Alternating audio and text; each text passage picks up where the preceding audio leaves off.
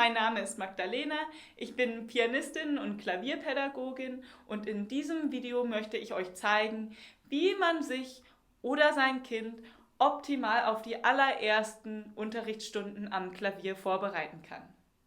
Wenn ihr noch ein kleines Kind zu Hause habt, empfehle ich euch, vorher ein anderes Video von mir anzuschauen, nämlich zum Thema, was das beste Alter ist, um mit dem Klavierunterricht zu beginnen. Den Link zum Video findet ihr in der Beschreibung. Wenn ihr das Video gesehen habt und ein spielbares Klavier zu Hause habt, kann es jetzt losgehen.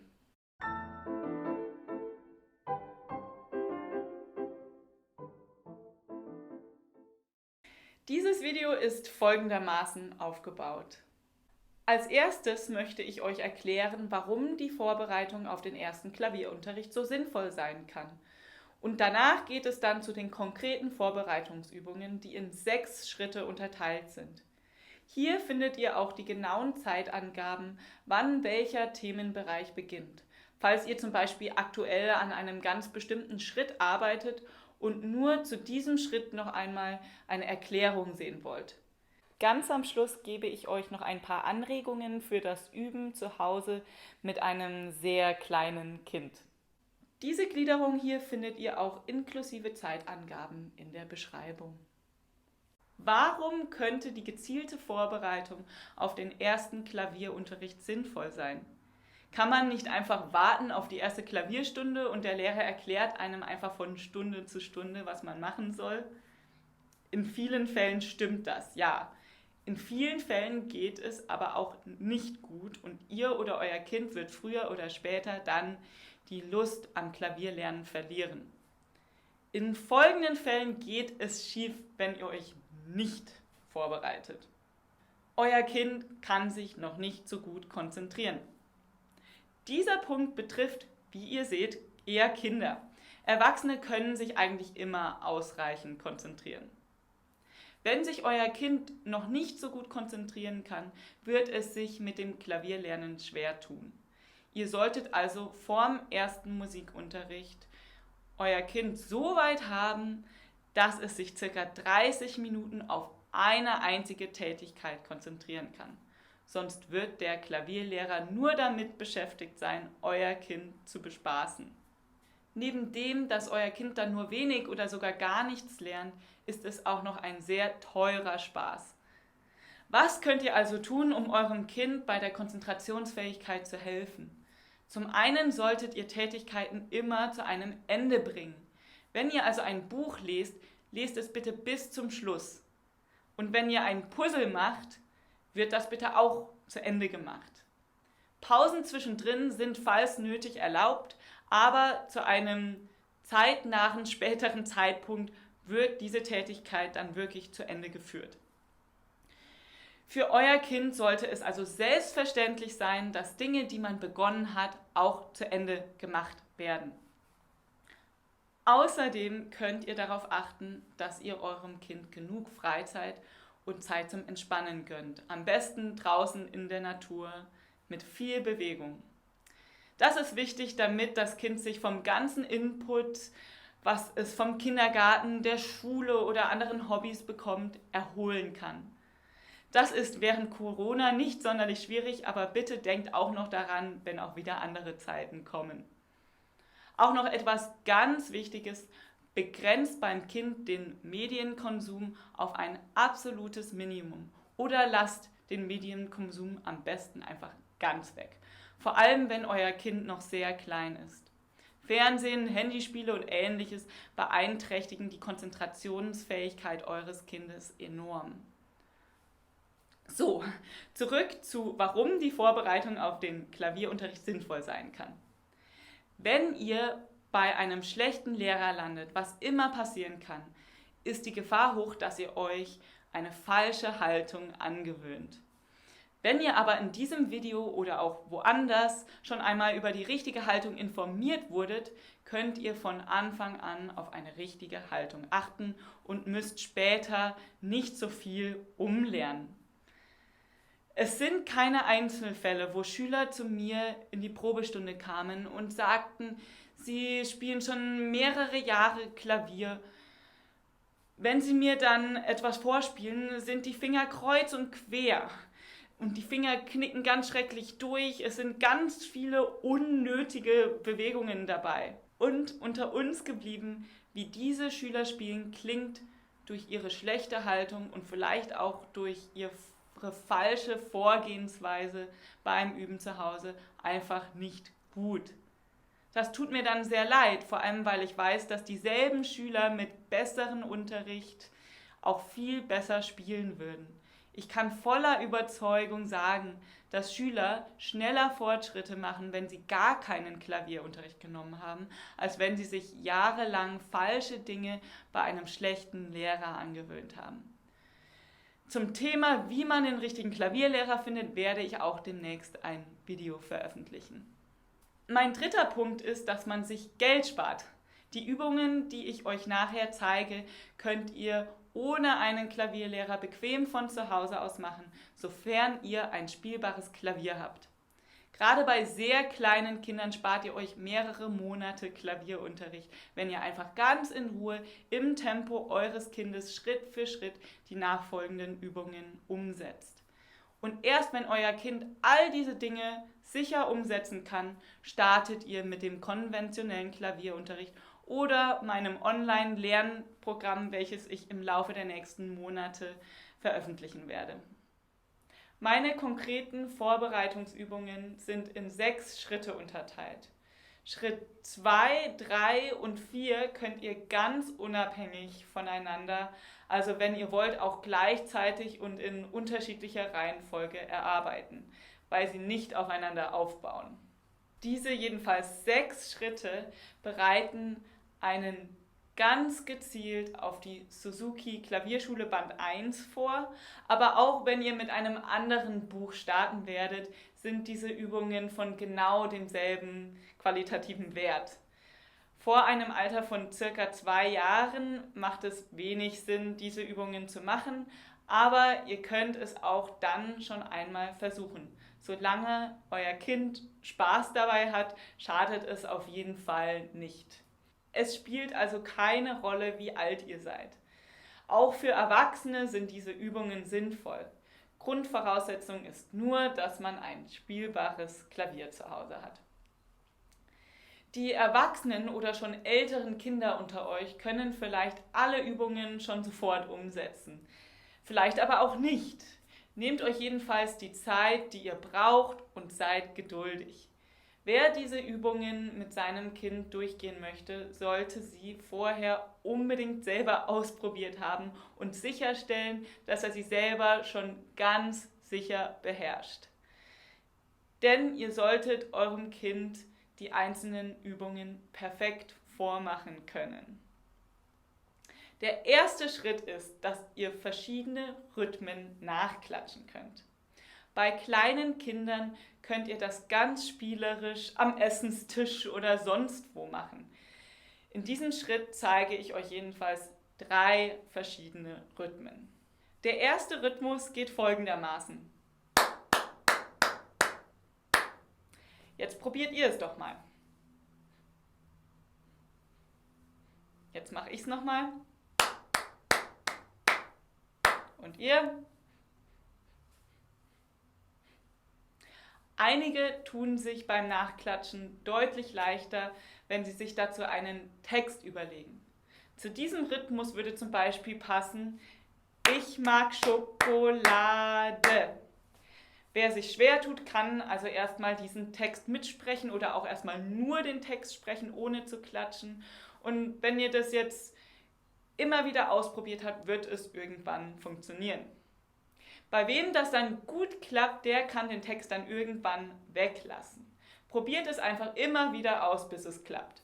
Und erst wenn das ganz sicher klappt, probiert ihr den nächsten Rhythmus aus.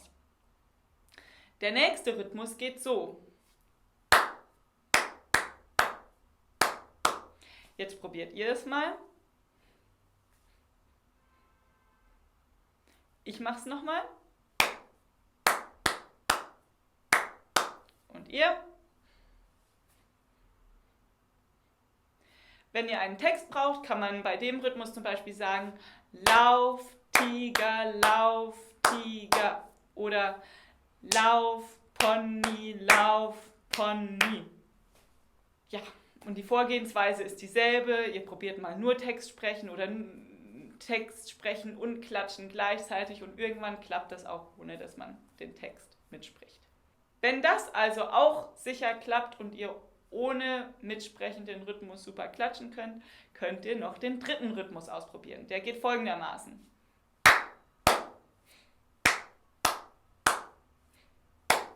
Jetzt ihr.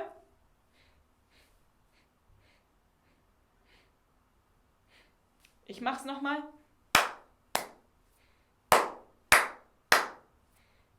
Und ihr.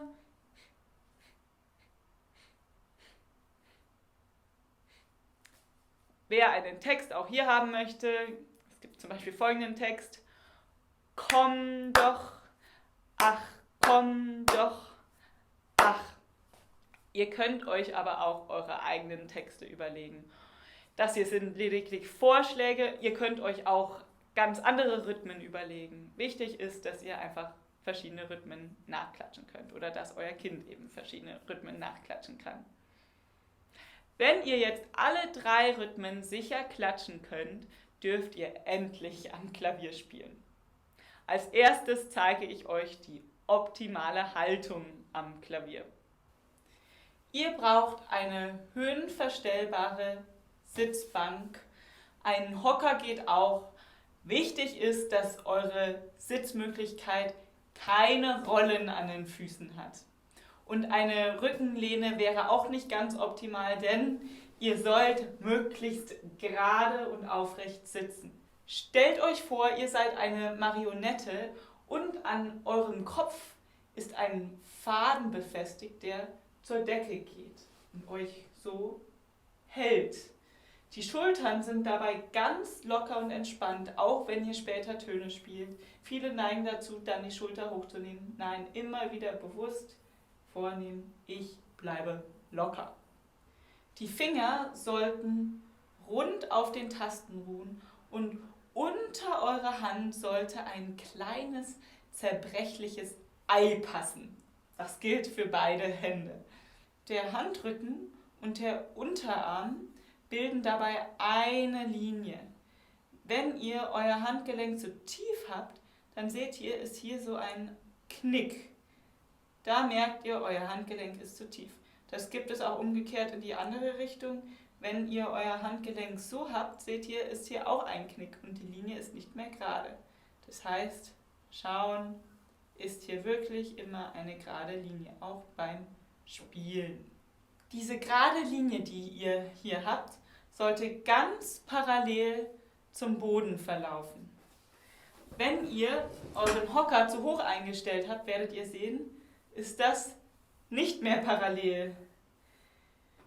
Wenn ihr euren Hocker zu tief eingestellt habt, für mich ist eigentlich eine tiefe Einstellung ganz gut, aber wenn es noch tiefer wäre, wäre irgendwann die Linie folgendermaßen. Das wäre dann zu tief. Also achtet darauf, dass ihr wirklich eine solche Höhe eingestellt habt, dass diese Linie ganz parallel zum Boden verläuft. Ganz wichtig ist dabei jetzt auch, dass die Füße ganz fest am Boden verankert sind. Das ist bei kleinen Kindern noch nicht immer möglich, weil die Füße gar nicht bis zum Boden reichen. Da braucht ihr dann einen Schemel, wo ihr die Füße draufstellen könnt. Euer Bauchnabel sollte ungefähr gegenüber vom C1 sein. Also ziemlich mittig am Klavier. Und später, wenn ihr höhere Töne spielt, heißt das nicht, dass ihr rüber hüpft, das machen viele ganz gern, oder nach unten hüpft, wenn ihr etwas tief spielen wollt, sondern nein, ihr bleibt in der Mitte sitzen und nehmt nur euren Oberkörper nach rechts oder nach links. Ich weiß, dass gerade kleine Kinder noch nicht so lange still sitzen können. Macht also lieber sehr kurze Etappen und dafür ganz regelmäßig. Und wenn euer Kind gelegentlich rumzappelt, aber im Grunde schon auch regelmäßig in der richtigen Haltung da sitzen kann, könnt ihr auch mal ab und zu ein Auge zudrücken, wenn es etwas krumm da sitzt oder die Füße nicht ganz geerdet am Schemel verankert sind. Wo ihr absolut niemals ein Auge zudrücken solltet, ist, wenn die Finger durchknicken. Das Kind sollte sich gar nicht erst angewöhnen, die Finger durchzuknicken. Wenn euer Kind das partout nicht umsetzen kann, wartet noch ein bisschen, bis es etwas älter geworden ist und probiert es sozusagen immer wieder mal alle paar Wochen aus. Und irgendwann macht es Klick und euer Kind kann das umsetzen. Bei manchen Kindern ist das schon mit 3 Jahren der Fall und bei anderen eben erst mit 5. Erwachsene sollten von Anfang an versuchen, alle Punkte bei der Haltung immer optimal umzusetzen. Jetzt kommen wir also zu Schritt 2. Die Rhythmen, die ihr jetzt alle fleißig geklatscht habt, könnt ihr jetzt am Klavier ausprobieren. Und ganz wichtig ist, dass eure Finger ganz stabil sind und nicht durchknicken, wenn ihr anfangt zu spielen. Startet mit dem 2. oder 3. Finger, denn die sind eigentlich relativ einfach und eignen sich für den Einstieg am besten. Ich mache es mal mit der linken Hand vor, mit dem 2. Finger, weil man das an der Kamera am besten sieht.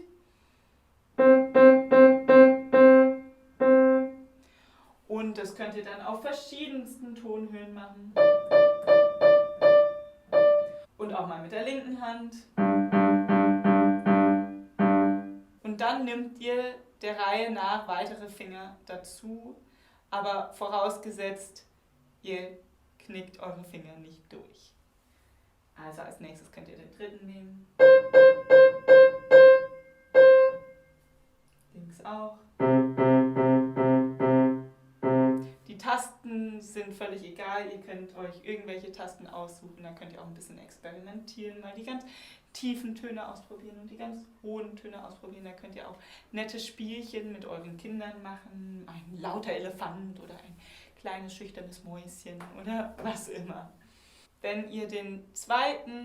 und 3. Finger schon wunderbar könnt, könnt ihr als nächstes den 1. Finger mit dazu nehmen. Beim 1. Finger, also dem Daumen, haben wir eine Ausnahme.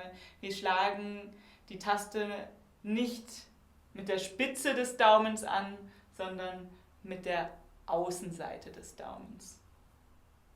Folgendermaßen. Das geht auch eigentlich relativ einfach. So, jetzt kommen wir noch zu den schwierigeren Fingern. Als nächstes würde ich den 4. nehmen.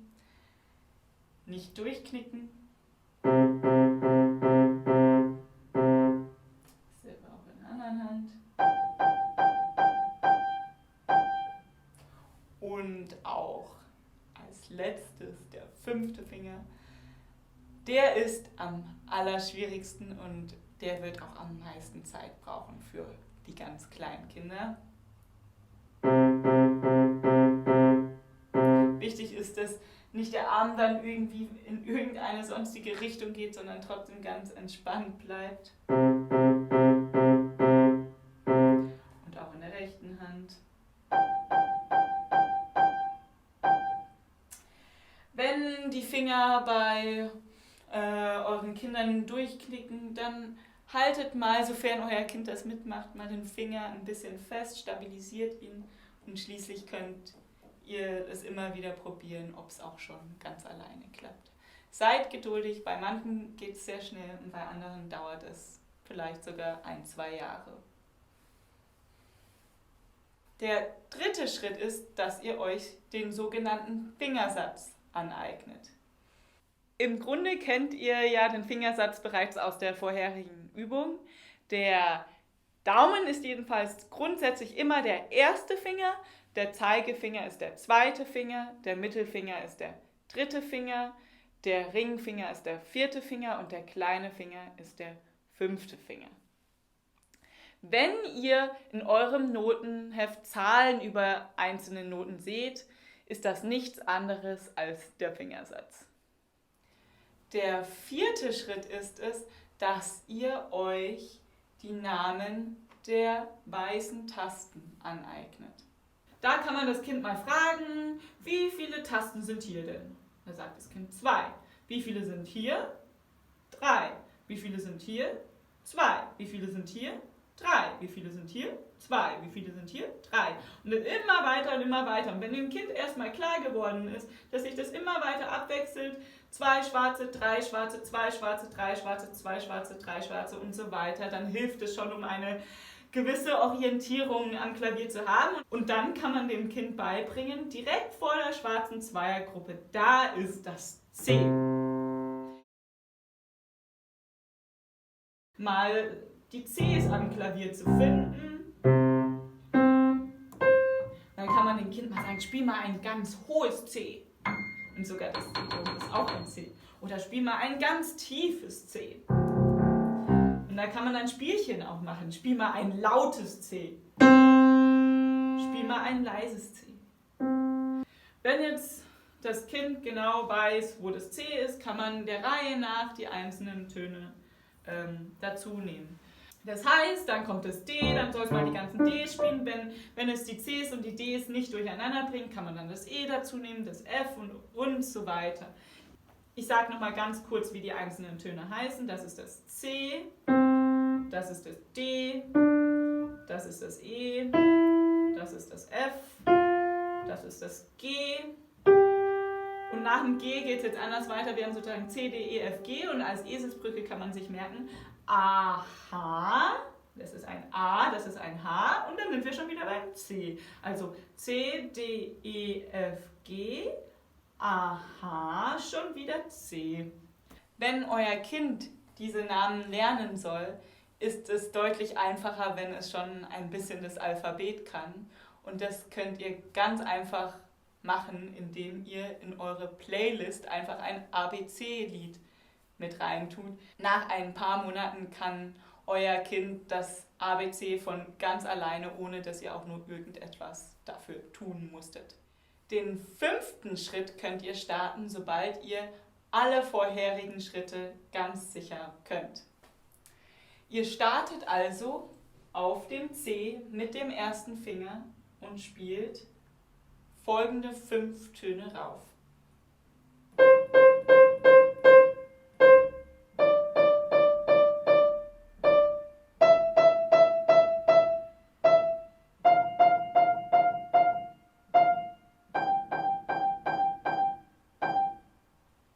Das Ganze gilt auch für die linke Hand. In der linken Hand starten wir mit dem 5. Finger auf dem C. Ich spiele es mal vor.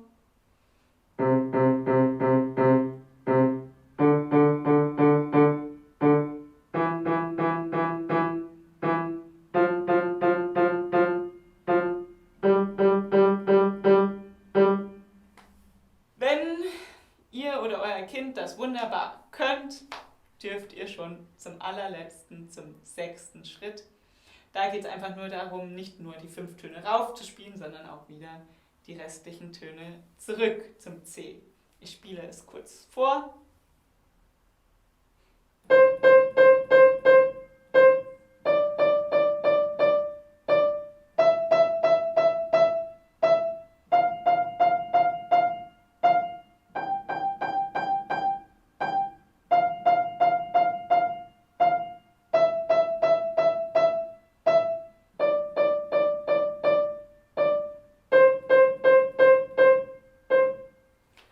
Und auch noch die linke Hand.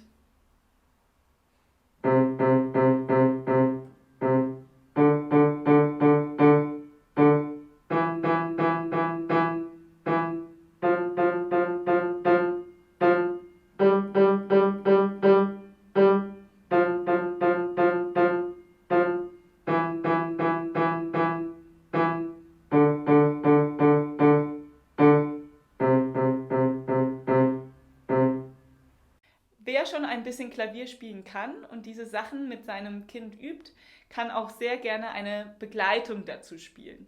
Am besten genau denselben Rhythmus mitspielen, damit das Kind in einem gleichmäßigen Tempo bleibt.